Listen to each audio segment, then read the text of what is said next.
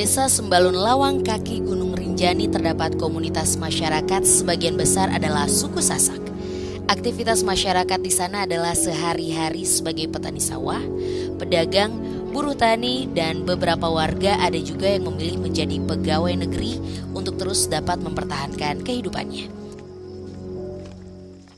Namun, di tengah ketenangan masyarakat beraktivitas, terdapat ancaman bencana dahsyat yang datang tanpa diduga, yakni bencana banjir bandang di tahun 2006 yang menelan 2 korban jiwa. Begitu juga banjir bandang tahun 2012 yang merusak infrastruktur dengan kerugian miliaran rupiah. Termasuk komoditi pertanian yang merupakan jaring pengaman ekonomi masyarakat. Bencana yang terjadi di Desa Sembalun Lawang yang pernah terjadi antara lain Gunung Rapi, Gunung Rinjani atau Gunung Barujari. Nah, yang kedua kebakaran hutan. Ini dikarenakan karena satu kelalaian manusianya sendiri, yang kedua karena faktor alam. Dikarenakan karena memang terjadinya kemarau panjang misalnya, seperti itu. Yang kedua banjir bandang.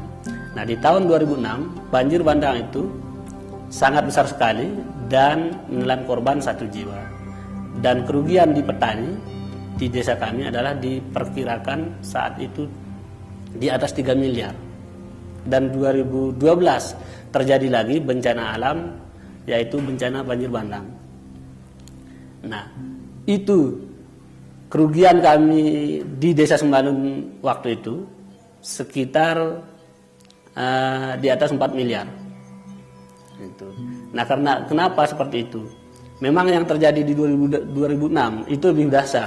Akan tetapi di 2012 ini, karena kami musim tanamnya masih di lahan sawah waktu itu, sehingga saat terjadi banjir bandang, semua tanaman kami rusak. Kami bergabung di TSBD ini karena berangkat dari kesadaran banjir bandang yang terjadi pada tahun 2006. Di mana pada waktu itu kejadiannya sampai menelan 2 korban jiwa, kerusakan lahan perkebunan dan persawahan, dan juga di situ terjadi trauma yang sangat psikologis yang sangat mendalam bagi masyarakat.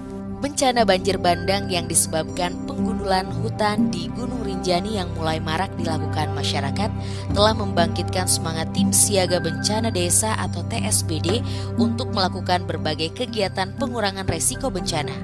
Pengurangan resiko bencana atau PRB meliputi upaya peningkatan kapasitas masyarakat dalam mengurangi resiko dan kerentanan beradaptasi dengan dampak akibat perubahan iklim serta meningkatnya ketangguhan penghidupan.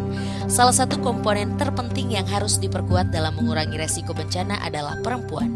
Saya boleh bercerita ke belakang pada kejadian banjir tahun 2006, yaitu korbannya semua perempuan. Dan dari kejadian itu saya merasa terpanggil dan terdorong untuk menjadi TSBD dan melakukan kegiatan penanggulangan risiko bencana.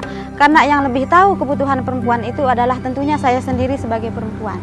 Keterlibatan perempuan ini dimulai dengan melakukan analisis peran-peran perempuan di desa, supaya perempuan tergambarkan akan kapasitas dan kemampuannya.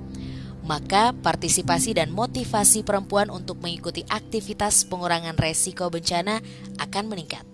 Peran strategis BPBD adalah sebagai garis komando terdepan dalam penanggulangan bencana yang melibatkan peran masyarakat atau semua masyarakat di situ.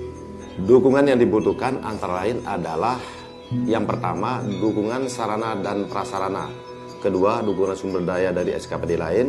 Dan juga yang terpenting adalah dukungan dari masyarakat itu sendiri.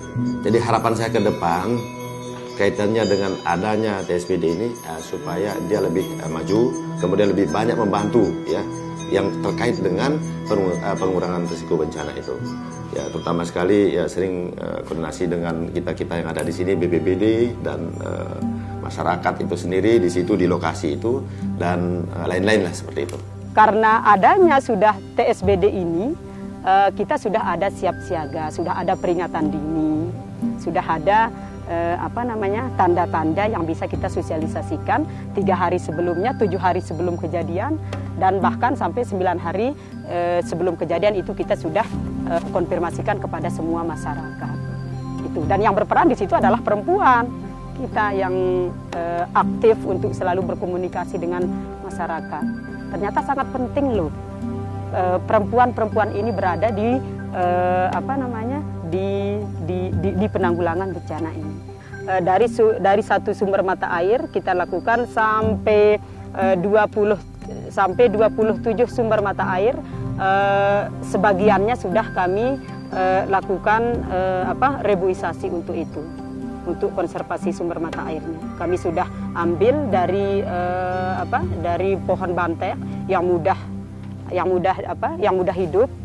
mudah hidup dan kami tanam pada musim penghujanan pada saat itu. Ancamannya di sini adalah pertama yang paling mendasar itu banjir bandang. Terus yang kedua adalah hujan angin, terus yang ketiga kebakaran. Itu yang paling berpotensi ancaman yang ada di desa kami ini. Pengintegrasian PRB ke dalam proses perencanaan pembangunan khususnya di Kabupaten Lombok Timur dimulai dari perencanaan di masyarakat, di mana kemudian kita menganalisa bersama-sama proses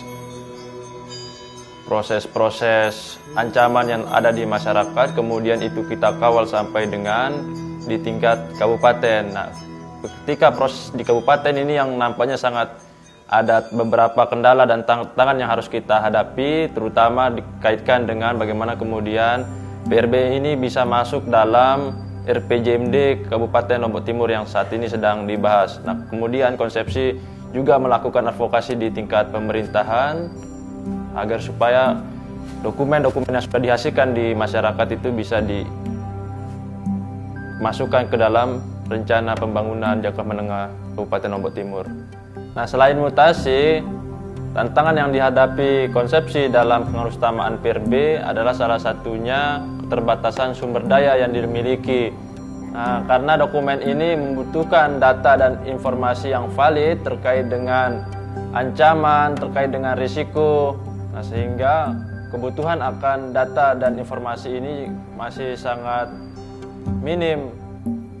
Karena dokumen ini harus juga berbasis spasial, artinya data-data dan informasi yang ada itu harus bisa diubah ke dalam bentuk spasial, sehingga ini juga merupakan tantangan bagi kita. Pendidikan Forum PRB di Kabupaten Lombok Timur diantaranya adalah untuk meningkatkan peran serta masyarakat Lombok Timur dalam hal-hal yang terkait dengan kebencanaan. Memang di Lombok Timur ini peran serta masyarakat itu sudah sangat luar biasa, karena banyak hal di Lombok Timur itu merupakan swadaya murni masyarakat, misalnya bimbingan madrasah, masjid dan sebagainya. Artinya gotong royong masyarakat sudah bagus.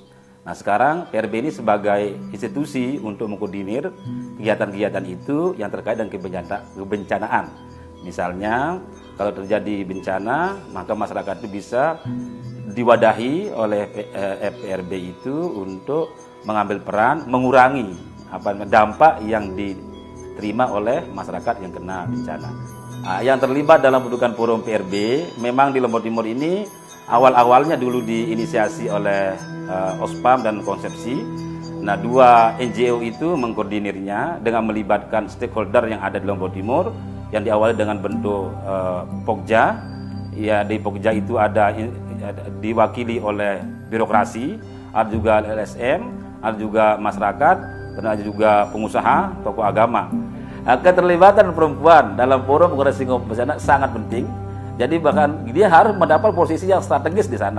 Kayak kami di PRB Lombok Timur, ya bendahara kami itu adalah perempuan kan gitu. Bahkan mungkin di divisi-divisi, bahkan ada divisi tentang keperempuan juga. Kenapa? Karena perempuan itu yang paling rentan menerima risiko bila ada terjadi bencana. Dan kita yang laki-laki kadang-kadang tidak tahu kebutuhan perempuan.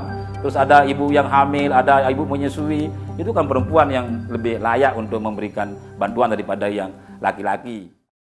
Bencana di Indonesia masih akan berlanjut di masa-masa yang akan datang. Oleh karena itu, praktek-praktek cerdas dalam penanganan bencana sangat dibutuhkan sebagai bahan pembelajaran untuk dapat membangun